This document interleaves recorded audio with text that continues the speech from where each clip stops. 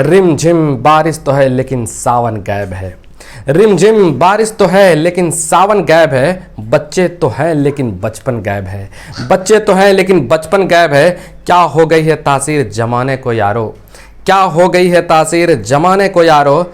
अपने तो है लेकिन अपनापन गायब है। अपने तो है लेकिन अपनापन गायब है। जोहार आदाब नमस्कार, मैं जुबैर अहमद। आज की जो मैं कहानी सुनाने जा रहा हूँ, ये कहानी है एक बच्चे की फजूल खर्ची की कहानी। एक बार एक व्यक्ति, उस बच्चे का नाम होता है सुब्रत, और उसके पिताजी बड़ी मेहनत करके, बहुत मशक्कत करके वो पैसे उन्हें देते थे, लेकिन वो उनके बेटे में आदत खराब सी हो गई थी। आदत खराब ये हो गई थी, फजूल खर्ची करने की आदत हो गई थी। बहुत खामखा 100, 200, 300 रुपया जो है ना हमेशा बर्बाद कर दिया करते थे। एक दिन उसके पिताजी ने कहा कि बेटा देखो, बहुत तुम पैसा बर्बाद करते हो, बहुत तुम पैसा बर्बाद करते हो, बहुत पैसा बर्बाद करते हो, ऐसा करो कुछ कंट्रोल कर लो। तो बेटा को बड़ा गुस्सा आया। बेटे कहते हैं कि पापा मैं कमा करके दे दूंगा, आप इस तरह से बात मत करिए। तो पिताजी को बड़ा क्रोधित हुए, पिताजी को बड़ा गुस्सा आया। तो पिताजी कहते हैं कि बेटा तू ऐसे नहीं सुधरेगा, ऐसा कर, तू 1 रुपया रोज शाम को हमको ला करके दे। तो बेटा बड़ा खुश होते, कहते 1 ही रुपया की तो बात है, बड़ा आराम से दे देंगे। कहा 1 रुपये की तो बात है। उसके बाद शाम होती है, दादी जी के पास पहुंचते हैं। दादी जी से कहते हैं 1 रुपया दे दो। 1 रुपया दे देते हैं और पिताजी के पास शाम को ला करके दे देते हैं। और पिताजी उस 1 रुपये को जो है ना भट्टी में, आग की भट्टी में फेंक देते हैं। और ये देख करके वो चला जाता, बेटा भी चला जाता था। और दूसरे दिन अपनी बड़ी बहन के पास जाते हैं और कहते हैं 1 रुपया दे दो। 1 रुपया उससे मांगते हैं और उसके बाद फिर जाते हैं पिताजी के पास और पिताजी से कहते हैं पिताजी आज मैंने 1 रुपया आपने मांगा था हर दिन, तो मैं आज शाम को आया हूँ देने के लिए। दे देते थे और बेटे के सामने ही पिताजी जो है ना 1 रुपया को आग की भट्टी में फेंक देते। तो तीसरे दिन माँ के पास जाता है बच्चा और माँ से कहता है कि माँ 1 रुपया दे दो। 1 रुपया माँ दे देती है। उसके बाद फिर वो बच्चा जाता है पापा के पास और पापा से कहते हैं लो 1 रुपया ले लो।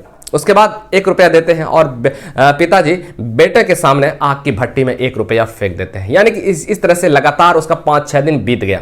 अब जब पैसा कोई नहीं देने लगा तो वो सोचने लगा कि आज शाम में तो पैसा हमको पिताजी को देना है, आखिर मैं पैसा कहाँ से दूंगा, कैसे दूंगा। आज मैं पैसा दूंगा तो कैसे दूंगा, कहाँ से दूंगा।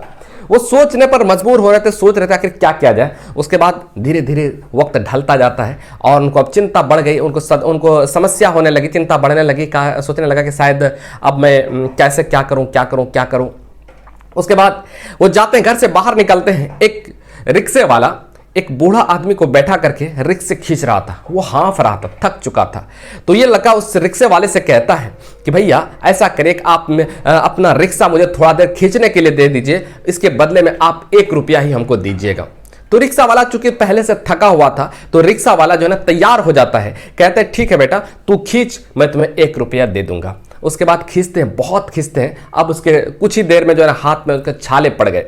कभी काम किया हुआ नहीं था, अचानक इतना हार्ड वर्क मिला तो हाथ में छाले पड़ गए थे और सोच में पड़ गया था कि शायद आज लगता है कि बहुत बहुत मेहनत करना पड़ रहा है। किसी तरह से बमुश्किल बहुत इधर उधर परेशान होते हुए तो जो है क्या कहते हैं वहां मंजिल तक पहुंचा। और वहां तक जैसे पहुंचता तो बड़ी मुश्किल से वो सांस ले पा रहे थे, मतलब बहुत थक चुके थे। तो 1 रुपया रिक्शे का मालिक 1 रुपया उसको देते हैं और 1 रुपया ला करके पिताजी के पास जैसे ही देते हैं कि पिताजी लीजिए, तो पिताजी उस 1 रुपया को लेकर के भट्टी में जो है ना फेंकने चाह रहे थे। तो बेटा हाथ खींच लेते हैं और कहते हैं पिताजी आज 1 रुपया मत फेंकिए, आज 1 रुपया आग की भट्टी में मत फेंकिए। तो पिताजी कहते हैं क्यों बेटा, आज क्यों। कहा कि पिताजी मैं तो रोज पूरी कहानी सुनाते हैं कि मैं दादी जी के पास गया, मम्मी के पास गया, बड़ी बहन के पास गया और दोस्तों से मैंने 5-6 दिन 7 दिन तो इस तरह से मांग करके पैसे दिए, तो हमको कोई ममता नहीं आया, कोई दया नहीं आया, कोई रहम नहीं आया। लेकिन आज मैंने बहुत मेहनत की, बहुत पसीना बहा है और पसीना बहाने के बाद मेरे हाथ में छाले पड़ गए हैं और इस हाथ में छाले जो पड़ने के बाद आज मुझे 1 रुपया मिला है। इसीलिए जो है ना आप इसकी कद्र करिए, इसको आग की भट्टी में मत फेंकिए। पिताजी उनको गले लगाते हैं। पिताजी कहते हैं कि बेटा तू जिस तरह से फजूल खर्ची करता है, तू जिस तरह से फजूल खर्ची करता है ना, मैं भी बहुत मेहनत करके, बहुत पसीना बहा करके वो पैसा कमाता हूं और तुम्हें देता हूं और तुम बहुत आसानी से उड़ा देते हो, तो मुझे भी ऐसा ही दर्द होता है, मुझे भी ऐसा ही तकलीफ होता है, ऐसा ही दर्द होता है। बेटा समझ गया था और उन्होंने सोच लिया कि आज के बाद जिंदगी में कभी भी फजूल खर्ची नहीं करूंगा।